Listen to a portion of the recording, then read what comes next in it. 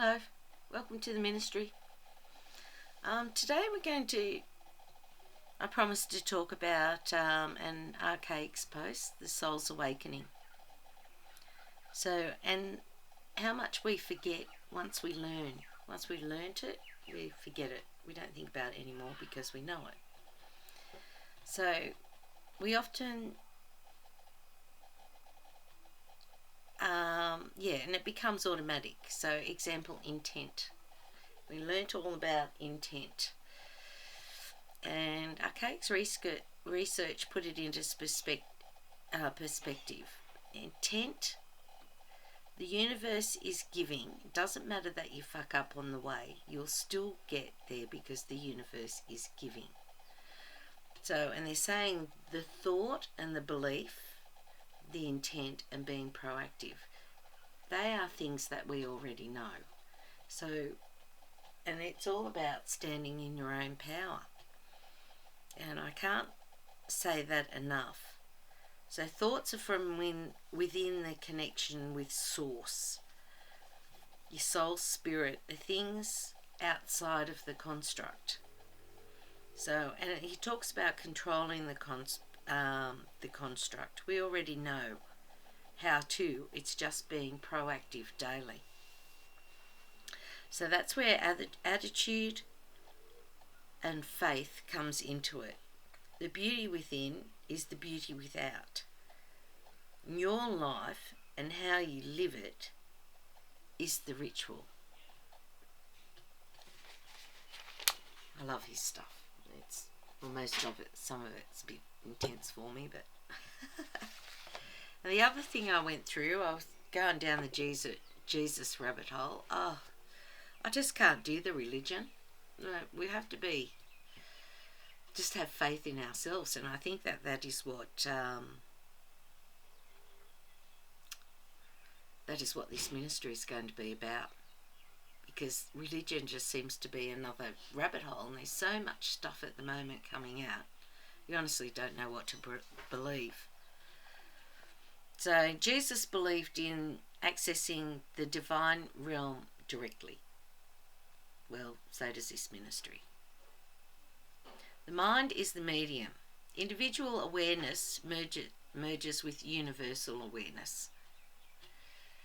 Well, we're sort of on that path at the moment. But it still stems from not what everyone else is thinking about, what you believe and what you think.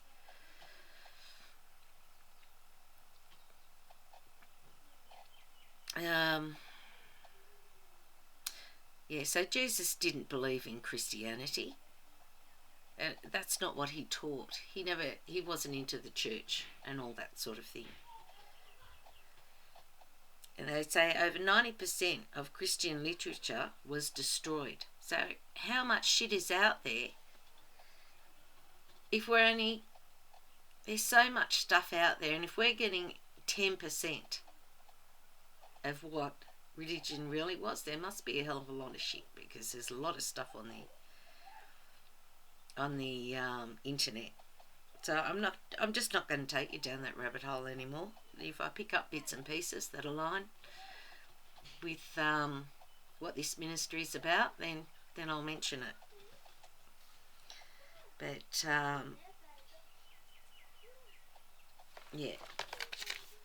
I'll be promoting everyone standing in their own power. Now, in Australia this week, Dezi Freeman, the cop killer, and Current Affair were advertising that. Well, Dezi Freeman, I know that my interests in the Freedom Network and all the studies that I did with a lot of knowledgeable people, and Dezi Freeman was a name that is well known and well respected in the freedom arena in Australia. He had more knowledge than a lot of the judges that he fronted up to. And I know from my own experience, not only did we learn about all of our history, our constitution, and then what they are going by in the courts now, which is not our constitution. The government and the courts are just gone off on their own.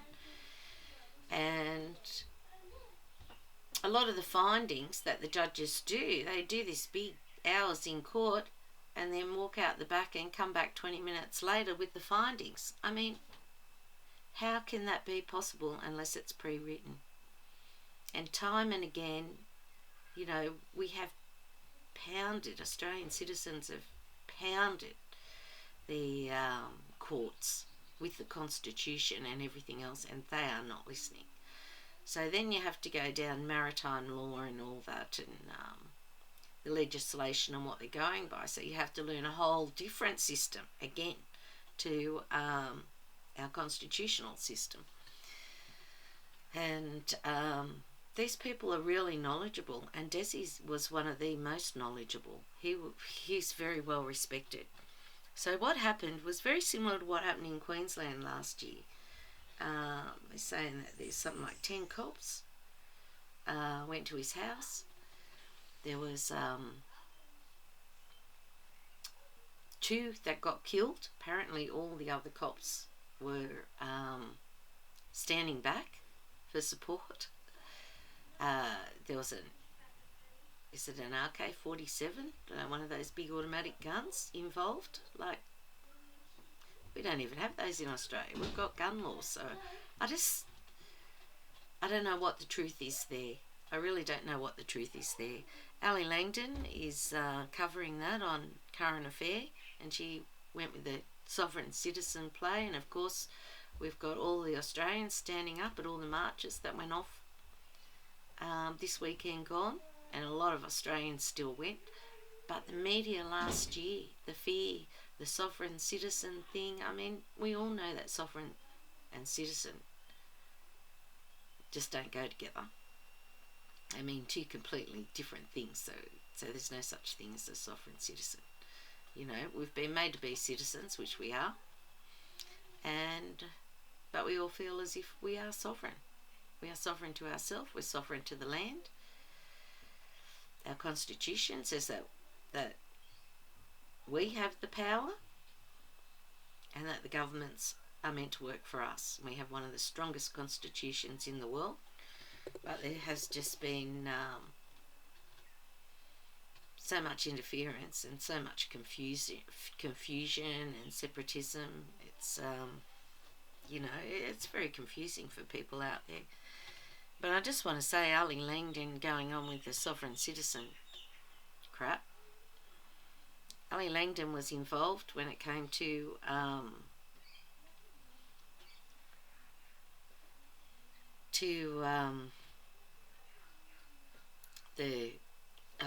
what was it? Back in 2019. Excuse me, I've had a stroke, so sometimes it takes a minute for things to come through. With the COVID stuff in 2000, and she was absolutely saying that you had to have the COVID shot or you weren't a good person. You know, all this crap about looking after the old people. We look after the old people, and so many of them died from having that shot. So Ali Langdon just has no credibility with me. She's a pawn, and people need to be aware of that. We don't trust the media anyway. So Dezi Freeman, I put my prayers out for him. There's a piece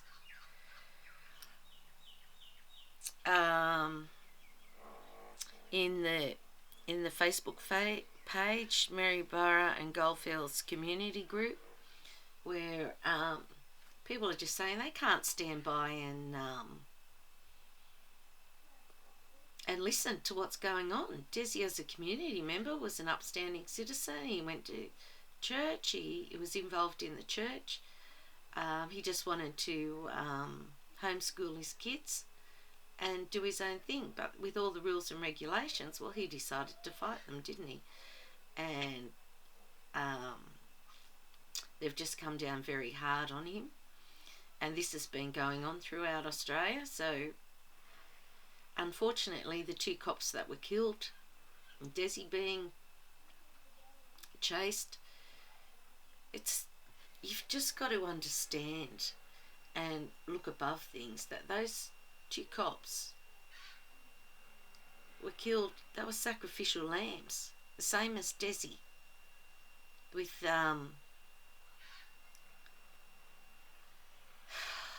what do you want to call it, the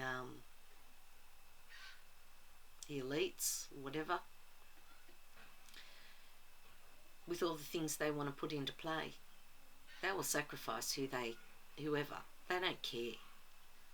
So there's one thing to understand, is if you're looking at it from a higher perspective, those cops were just sacrificial lambs as well, and so is Dezi.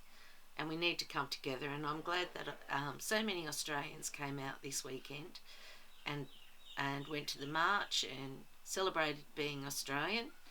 There were some interferences somewhere, but the different marches in the different states. Now,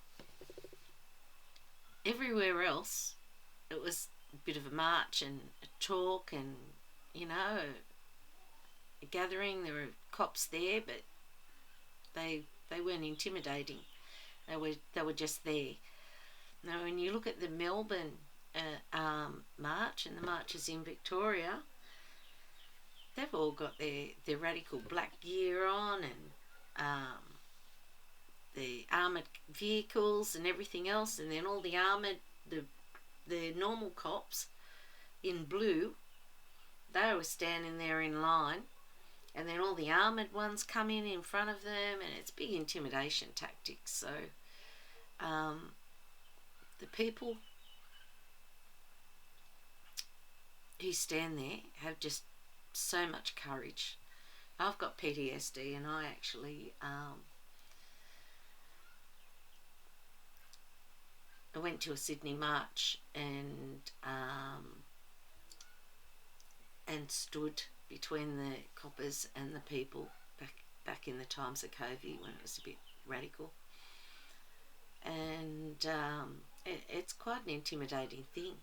Then I was really pleased that when there were 6 cops come onto our train, this is on the way down there, and tried to drag one of the Freedom people off because they forgot to buy a ticket. Well, those coppers got kicked off the train because all the people stood up, and all the people have to stick together and keep standing up.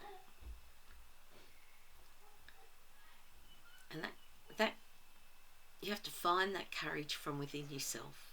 You don't have to put yourself out there, and you don't have to fight. We're not feeding the beast.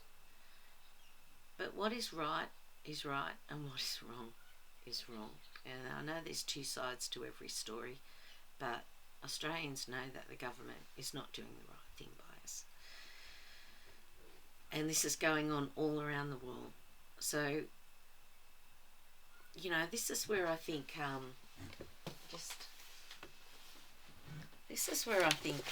when you're looking at the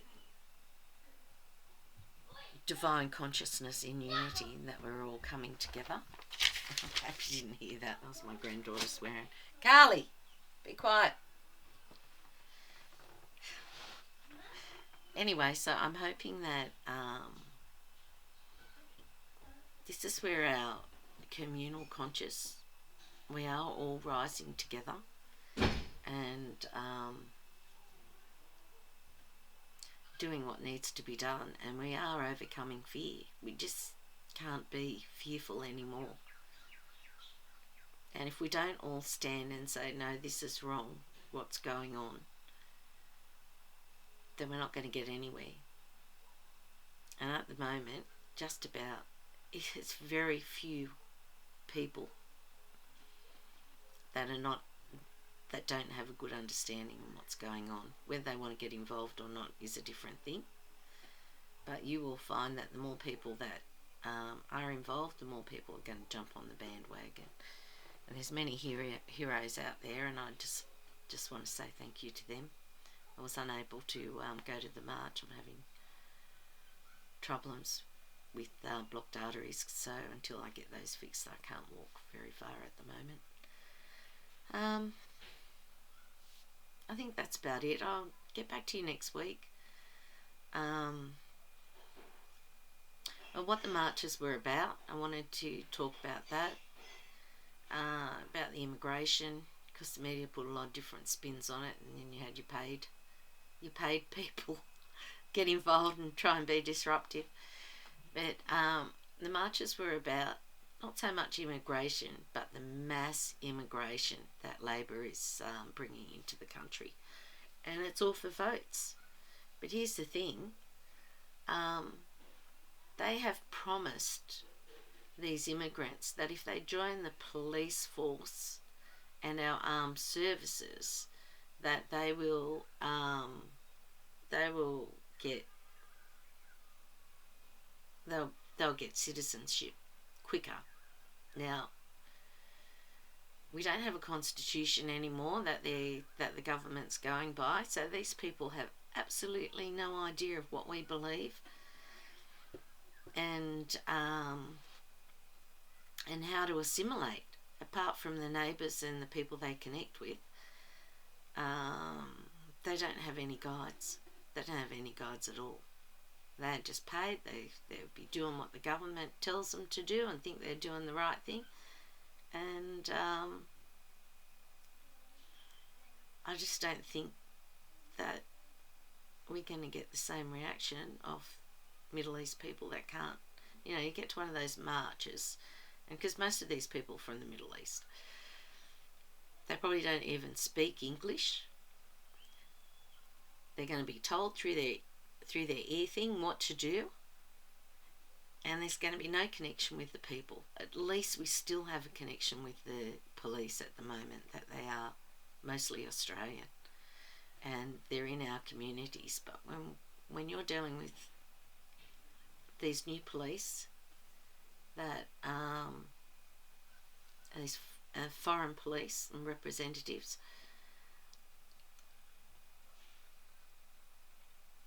I just don't know how it's going to be. And then they brought out that new law that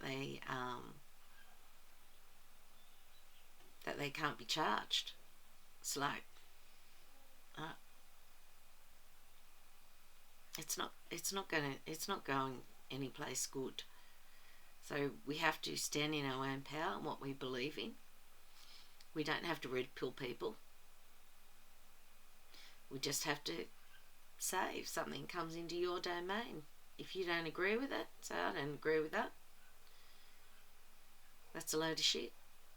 And you don't have to explain yourself.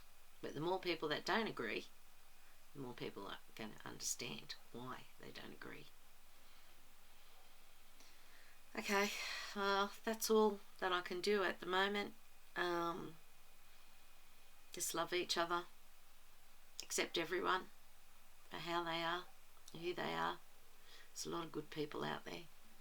Don't not connect with them because of political opinions and views. You connect with them on what you can connect with them. And we just stand together. Alright, you take care everyone. I'll catch up next week.